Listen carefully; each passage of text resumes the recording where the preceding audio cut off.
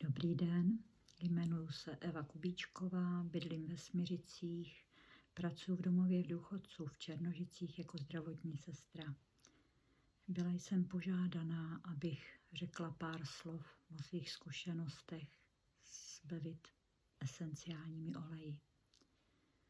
Tímto chci pozdravit celý Bevit tým, který zabezpečuje přenos tohoto vysílání a všechny, kdo tento přenos sledují. Tak to vystupuju poprvé, tak se omlouvám za své nedostatky. První moje velká zkušenost byla v rodině, asi jako u každého, protože když je něco nového, člověk to zkouší na sobě a na svých blízkých. A tak i já jsem předala svý snaše Coldec Miraklem pro vnoučka, který trpěl atopickým ekzémem. Mazala mu kapičku každého oleje na jednu z plosek nohou. Používali to přibližně půl roku a vnouček se začal lepšit a uzdravovat. Ekzém ustupoval a v současné době je bez alergických projevů. Další moje velká zkušenost byla při covidu, který byl i u nás v domově důchodců. Spousta klientů covidem onemocněla a já jsem na nich docela dost pracovala, protože jsem veřejně prohlašovala, že se covidu nebojím, že mám svoje esence a že covid nedostanu.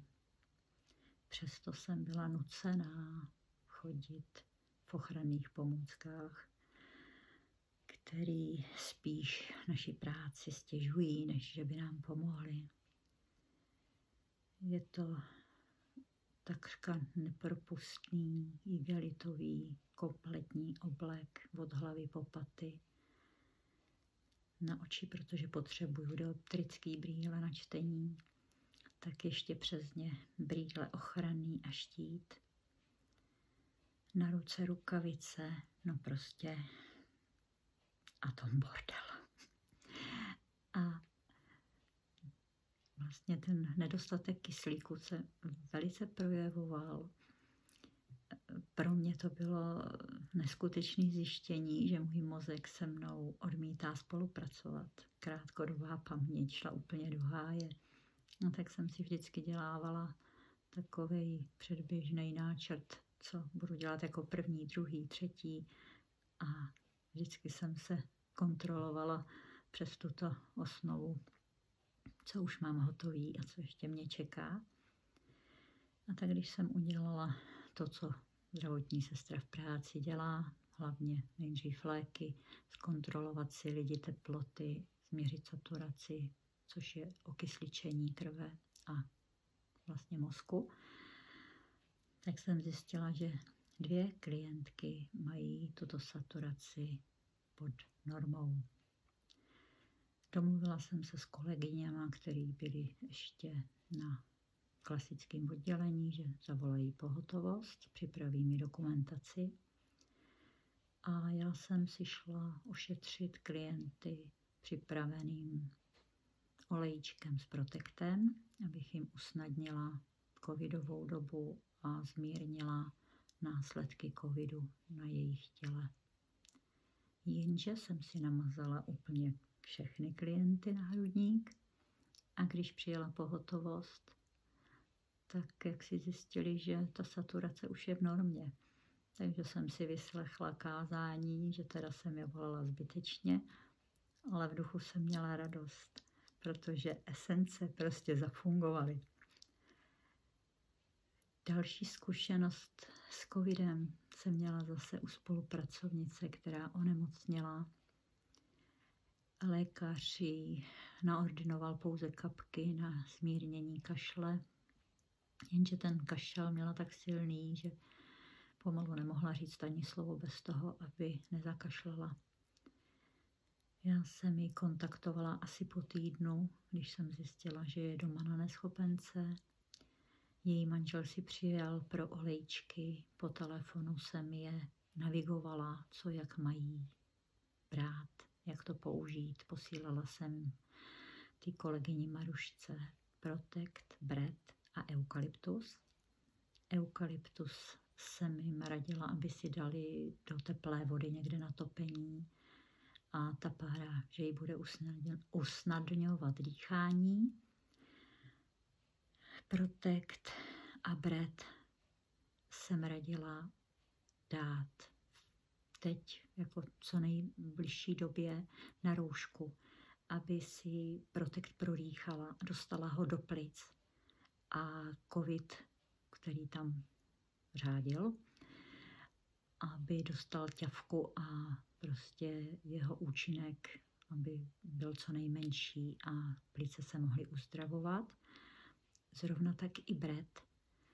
Zase jsem radila, ať 2krát za den si ho prostě prodejchá, aby se Bret dostal do plic, aby jí začal plíce hojit, protože jsem předpokládala, že tam je velká možnost zápalu plic. Pak už jsem radila zase namíchat Protect s Bretem do olejčku a mazat hrudník. Na noc klidně dát i zapářkový zábal, aby to, co tam na plicích překáželo a kvůli tomu kašlala, tak aby to začala vykašlávat. Snažila jsem se spolupracovnici kontaktovat SMS-kou, abych zjistila, jestli se její stav nehorší. Odpověděla mě asi až po 3 hodinách, že usnula a vůbec nevnímala telefon, takže se omlouvá, ale že se cítí odpočnutá a že se jí zdá, že esence opravdu fungovaly a docela rychle. Já jsem mi pak telefonovala asi ve 8 večer a to už byla schopná se mnou i komunikovat bez kašle. Teď s odstupem asi půl roku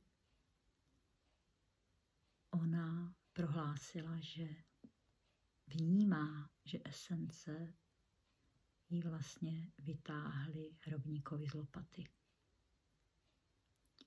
To je asi tak všechno, co jsem vám chtěla říct o esencích. Je toho určitě víc, ale chci nechat prostor i dalším, protože všichni máme bohaté zkušenosti, máme co říct. Nebojte se esence použít. Jsou opravdu perfektní. Dá se na ně spolehnout a pokud neúčinkují tak, jak čekáme, tak je někde jádro pudla, že může být někde nějaký zánět, třeba u zubů, který je potřeba řešit s lékařem, aby se zub otevřel, hníz vytekl a esence už zánět zlikvidujou. Ale pokud se zánět tvoří dál a dál, tak není ani síla v esencích, aby zánět zlikvidovali úplně. Takže vždycky je potřeba trošičku přemýšlet, čím by to mohlo být, proč ta esence nefunguje. Je výborný poradní tým, který vám poradí. Nebojte se vytočit číslo a zeptat se. Mějte se moc hezky, ať se vám dobře daří. A poslouchejte dál, určitě se dozvíte spoustu věcí. Nashledanou.